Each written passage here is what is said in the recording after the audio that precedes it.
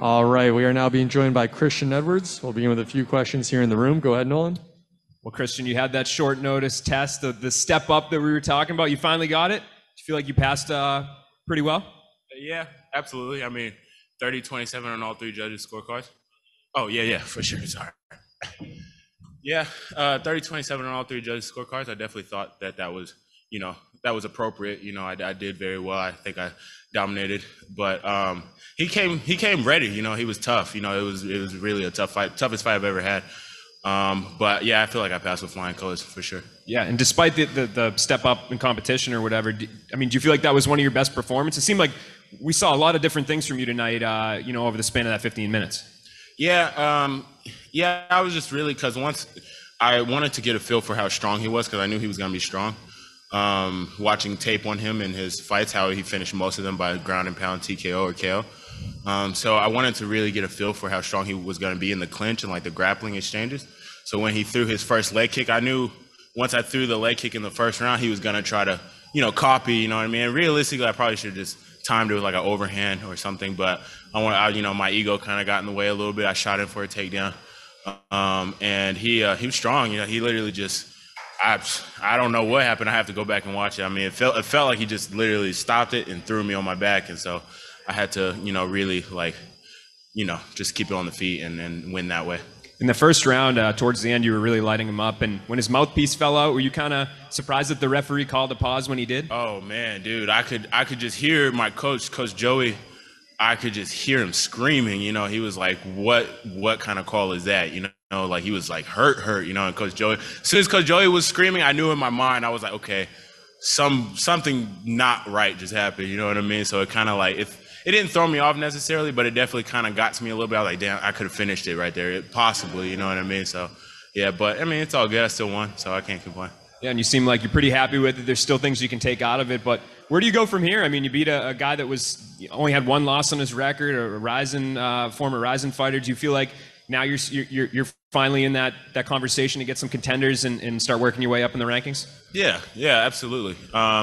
Because he was definitely like, he had a good resume. Like a lot of people were expecting him to win. From what I understand. So it was definitely a good fight, a tough fight. And I feel like I'm definitely ready for that next step. Anybody in the top 10, any of them, it doesn't matter. Number one, I could get number one my next fight, and I would still win. Christian over here. Congratulations. I thought you looked absolutely spectacular. I know you don't want to say it was your best performance, but we were all talking back here, and we all said it was eye-opening how great you looked. How hard was it to make an adjustment going from you were supposed to fight a different opponent just a week ago? Like, game plan wise, how much adjustments did you have to make? It was definitely at first I to be honest, I was doubtful because I was like, man, the switch of opponent and the change of style. It was, Ben Parrish, he was more of a jiu-jitsu guy, had all of his wins by submission. And then this guy was strong, he likes to wrestle, take you down, ground and pound and stuff. It was definitely a switch of style. So it made me a little doubtful at first, if I'm being totally honest. But once all my coaches looked at the tape on them, and they were like, this is a winnable fight for you. You can beat this guy, And, if my coaches have confidence in me, then I should have confidence in myself, and which I do. But that kind of just confirmed it for me when they told me, like, yeah, this is a winnable fight for you. So absolutely. You landed so many power shots. I mean, you're a big dude.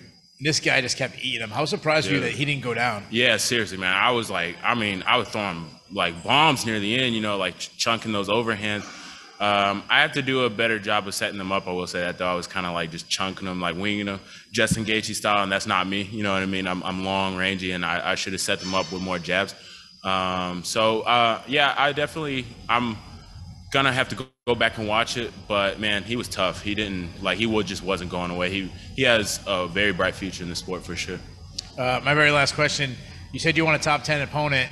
What if I give you a different route? The division's really held up with all the guys in the tournament.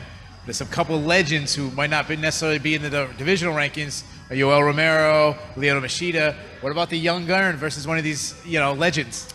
I think that actually I'm certain that all those, legends that have been around for a long time, Yoel Romero, Melvin Manhoff, all those guys, they probably don't know who I am. But once they're put in front of me, they're going to know who I am real soon because Melvin Manhoff, I'm pretty sure Simon Biyong was supposed to fight him at one point in time. I'll retire him. He does, he's been in this sport too long. It's my time now. He needs to leave. Same for Yoel Romero. And yeah, that's how that goes. I beat all those guys, especially because they're past their prime. It's my time now. They had their time. Hey, Christian, great performance striking-wise.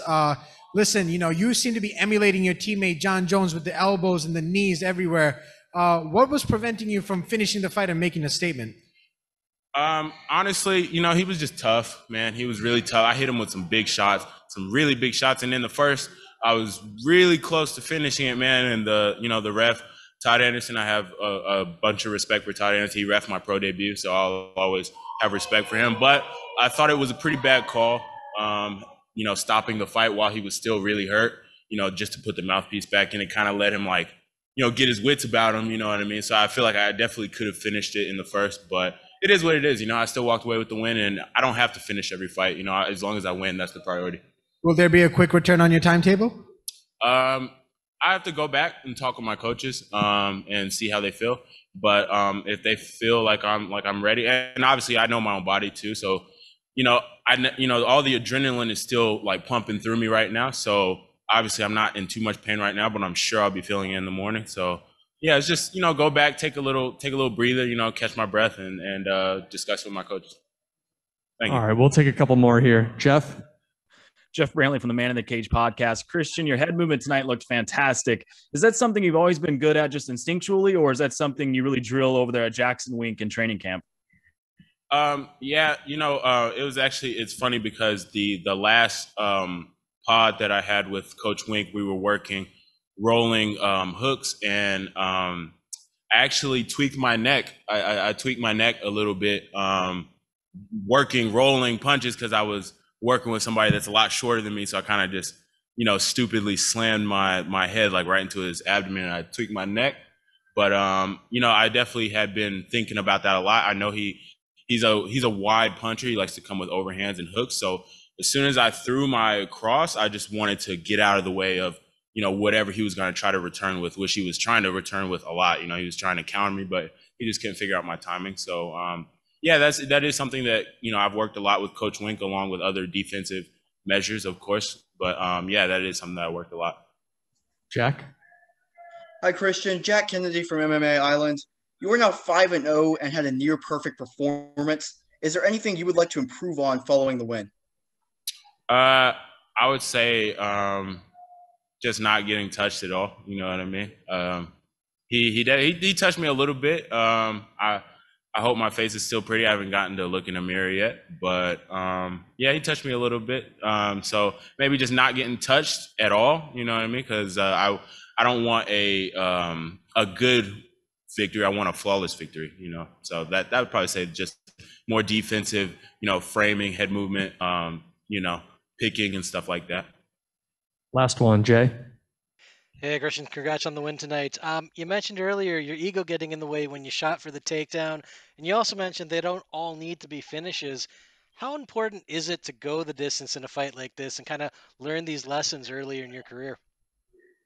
I think it's very important because it just adds to my experience overall as a fighter, going the distance, going all 3 rounds, knowing that I have that in me, and knowing that I have the ability to push a good pace even in the 3rd round. I was landing some really good shots in the 3rd round, but I feel like I could have did even better. I could have pushed even more of a pace, through more jabs, through more, just more volume, so because it is the 3rd round, and I know that you just never know when it goes to the judges. We've obviously in MMA, we've seen some pretty odd decisions, you know what I mean? So I just don't want to leave any doubt anytime it does go to a decision. So yeah, just pushing out next fight.